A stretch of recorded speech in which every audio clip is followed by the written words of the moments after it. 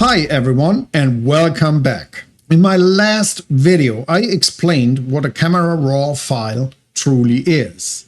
For those of you who do not remember or didn't check my video, please check out the link in the description and the link up in the corners. There I explained the importance of shooting in RAW and how the whole RAW process works, especially if you want to step up your photography game. When you get hooked on photography, your hard drive fills up really fast. Before you know it, you're drowning in a sea of proprietary file formats like ARW, CR2, .NEF, and all these funny names the camera vendors make up. And the more cameras you own, the more chaotic it gets. And let's be honest, camera makers aren't helping. Every new camera model seems to add more bloat to their file format, locking you further into their system. So what about DNG files? They seem to be great. Adobe said that this is the archival version or format for the future. DNG had a lot of versions, compatibility upgrades and releases, and then it also still depends on their camera RAW, which is also proprietary. The version chaos and craziness is barely you can follow what Adobe is doing there. You don't know if you save in a DNG version, can I load it in my old Photoshop? Do I need a different version? And so on. It's just pure chaos. The bottom line is, if we want to enjoy and reuse and repurpose our precious photos for years to come, we need to get serious about how we archive them. What can we do? You could convert your files into JPEGs. They're small and they're universally compatible. However, if you would do that, it's like disabling 4 cylinders of your V8 engine. With JPEGs, you're throwing away almost all of the original data from the camera sensor. On the other hand, you could use 16-bit TIFF or PNG. That would save and conserve all the camera data. The file sizes, they make it not possible to use those formats. 16-bit TIFF files or PNG files, they are huge. So that would be very expensive in hard disk space, cloud online space, and so on. We have to find a different way or a different solution. What can we do? How do we create a true digital negative file? A file that is open, future-proof, contains all the original quality of our RAW file, and it is also efficiently compressed. And most of all, we don't want to lose a single bit of our original data. Today, I'll show you how exactly we can do that. And I will use our application metaSort, and that will show you how we can create an archival pipeline or workflow that will preserve all the important data by saving into a new file format called JPEG XL, or short JXL. I know, another image file format, but hear me out. There is a real good reason why we want to have JPEG XL. But first, let's be clear about our goal. We want to take the essential data from our camera RAW sensor file and save it in a standard truly open format where we have access to the sources and we always can come back and have no issue at all with any company interfering with their own goals and ideas. These files we are saving out, I call them raw linear files. To get our very own linear RAW file, we have to perform practically just 2 steps. The first step is we need to do the demosaicing of our Bayer pattern, and that will give us the full color pixels. The second step would be just applying the camera's color matrix, and this is necessary to compensate for any shortcomings or specialties in the camera sensor. If we've done those 2 steps, we actually get the raw, pure camera sensor data. That's the pure linear light data. Why go through all this trouble? Why not just use a JPEG and be it a day? The answer comes down to one critical concept, and that's bit depth. An 8-bit JPEG can store only 256 different levels of brightness for each color. That might sound, oh, that's a lot for each color, RGB, 256 levels. Picture this, a 16-bit file format can store 65,000 levels of tonal precision. And that's more than 256 times of the information a JPEG would allow us to save or store. And that's the difference between a sky with an ugly color banding and one that's perfectly smooth. Honestly, the JPEG format is ancient. It was designed to replace even the older GIF format. And yes, I pronounce it GIF and not GIF. If you don't know what I'm talking about, just ask your dad. The old GIF versus GIF wars, they were epic, I'll tell you. Okay, theory over. Let's put this into practice and start with our application metaSort. Here we have our product metaSort.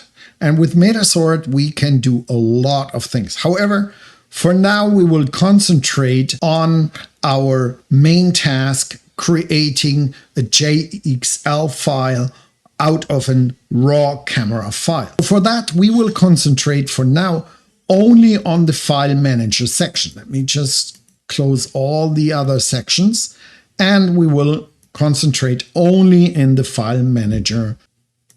Okay, here we have the file manager in our application. Just close that down so that we get an overview of all the menu options we have in the file manager of metaSort. We can see all our pictures and images we have collected here. So 23,000, which is a lot of pictures and images. And I'm sure you have many more, and I also have more. That's just my medium-size database we have here. In metaSort, it's all about metadata, sorting, organizing, finding the stuff you need. We do that with these display filters. So the filter, or tag search filters, how we call it, they allow you to search and filter out the images you want. For example, I have a raw files filter. So when I click the raw files filter, I get all my raw files right now for 4,733, and these are all my raw files combined. However, I also created a filter that just shows me DNG files. So I get only the DNG files, and here we have the DNG files.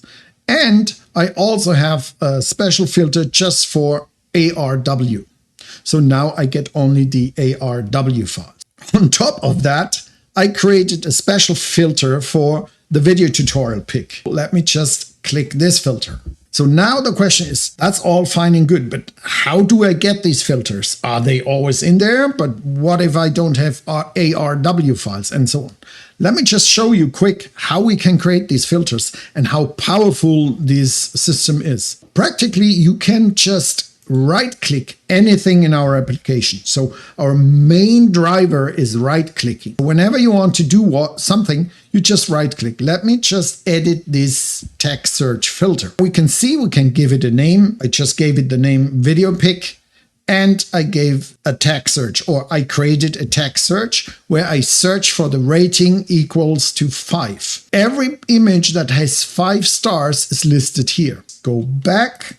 And it's that simple. So if I were to, let's say I wanted to add another picture, or let me just see that we grab the raw files. We want to do camera raw files.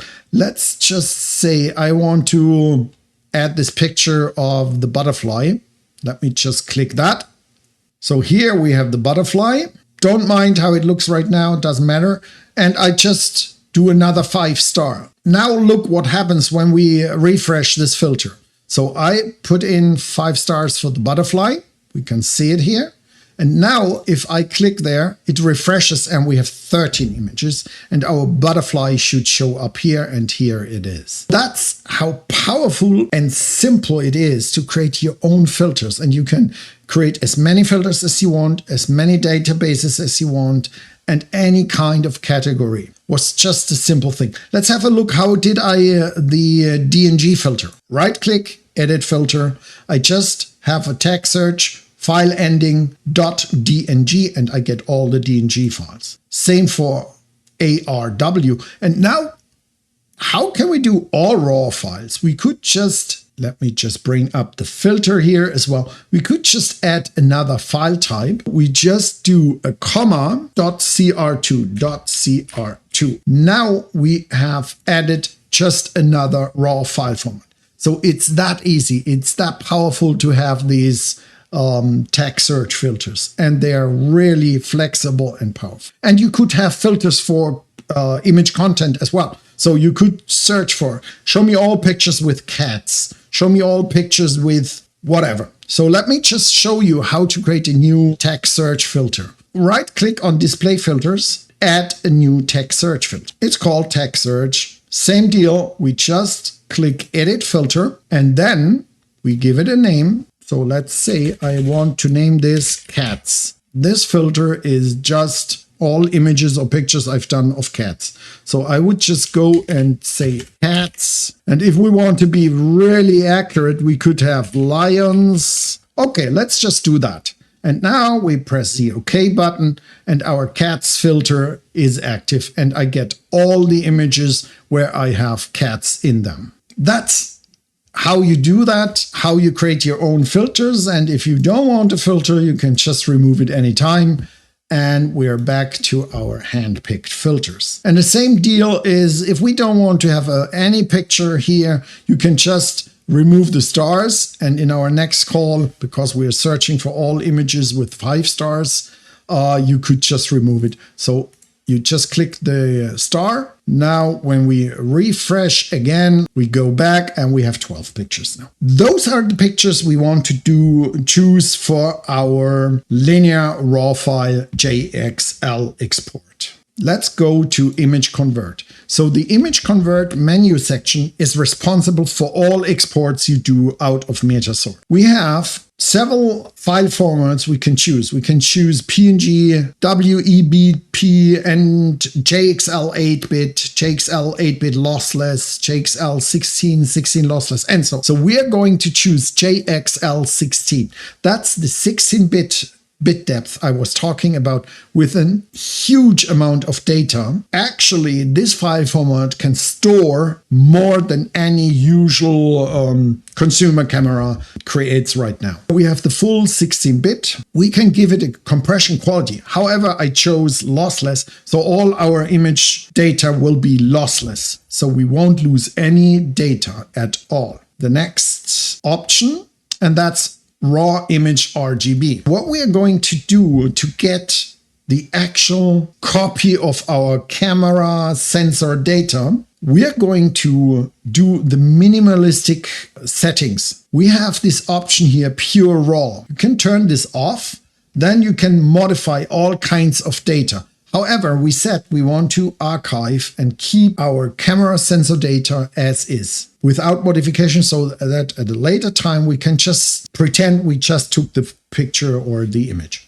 For that, I keep the checkbox pure raw. That will hide all the unnecessary data I want. And the only thing I want to do for now is the lens distortion. We want to also do the camera white balance, because when I show you what this is all about, we want to have nice colors there.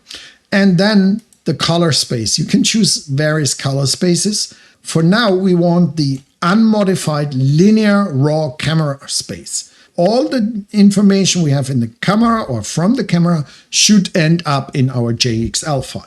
So that's why I chose the raw color space, and that will use the raw camera data or raw curve from our camera. And that's practically all we need to do here. We don't want any tone mapper, no white balance, no image enhancement, no denoising. We can do that later with the raw data anytime. The next step we are going to do is we want to define where do we save this data. And for that, let me just remove this here and let me just add and show you how this works. I press the little plus button. This brings up our file browser and I'll just save it in the temporary folder. That's my target. And here, down here, I can see in real time what the camera target will be, or the folder structure and the file names. And I can see there's raw linear JXL. Where does this come from? I have this subfolder entry here, and we can also define what we want to do with it. So I can just click here and rename it camera linear, raw linear, sorry. Let's just choose raw linear here.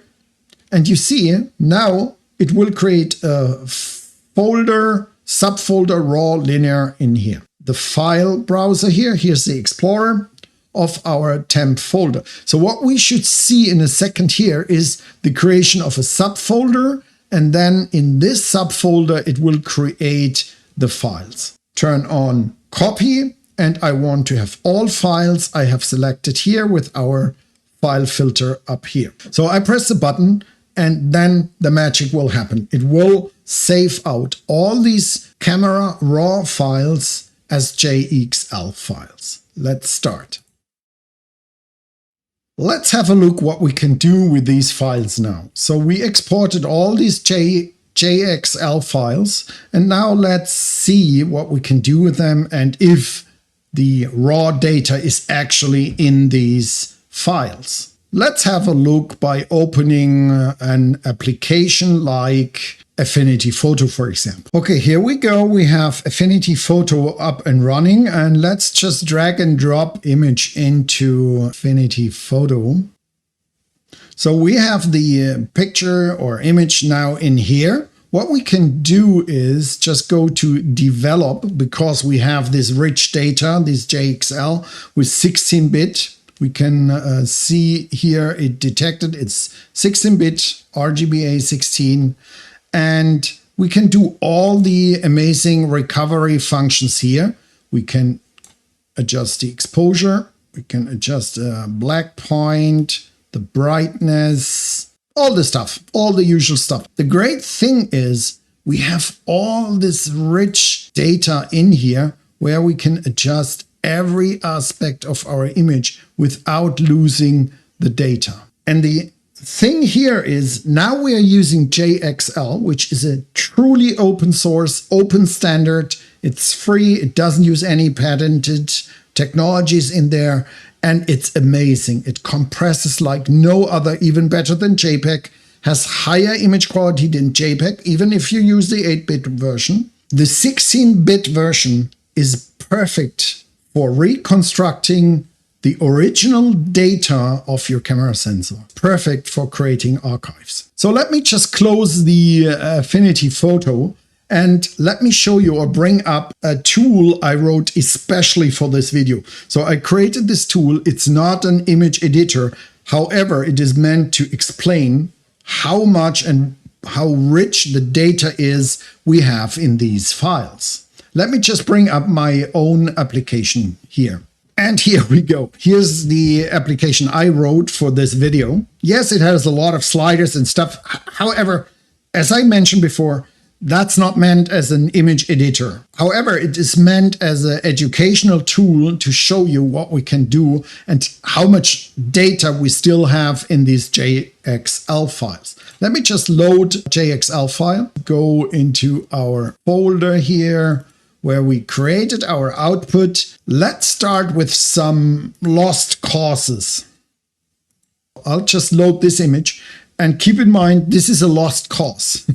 So this is underexposed, and for whatever reason, I thought in this shot, hey, I want to see the blue sky and the clouds in the back. However, it was in the middle of the forest, very dark, extremely dark. As usual, you don't have the dynamic range. It's a tough one. If you had now a JPEG, it's over. Black is black. You can't recover anything from black. I don't know if you can see it on your YouTube video right now. Here is our histogram. So you see what happened here. Everything is crushed to the left side, to the shadow side. The first thing we want to do is hopefully do a little bit of stretching of the image data. It's not working because we have this insanely bright spot here. So we actually have a 1.0 energy level, the brightest spot here. This is the tough one right from the start. And as I mentioned, there's always some lost causes and some things you need to just accept. the first thing we need to do and understand is this is a RAW file. So that means the data is linear. And I always mention this linear data and stuff. What does it mean? It means the sensor, when it gets double the brightness, the output of the sensor in electricity, whatever is behind the camera analyzing it, is also double the current. Double the light, double the current. Our eyes don't work like that. Our eyes are chemically based. So our development or image processing, so to say, in our eyes is based on chemistry. And that means our detection of brightness is different from what cameras can do. We are more receptive to darker environments. And when it gets brighter, we no longer are able to see any differences in a certain level of brightness. So the human eye is very good at differentiating between darker areas. And this is called logarithmic. We have to find a way to simulate the human eye so that we can actually see what the camera sensor saw. And for that, there is a curve, and they are usually at the level of 2.2. Now we suddenly see something in this picture. And as I mentioned, this is a lost cause. So still we can do some manipulation, some additional manipulation to this image to recover all the information our sensor could capture. And for that, I'm dragging now our dark point a little bit up. So we're going to just drag that a little bit up.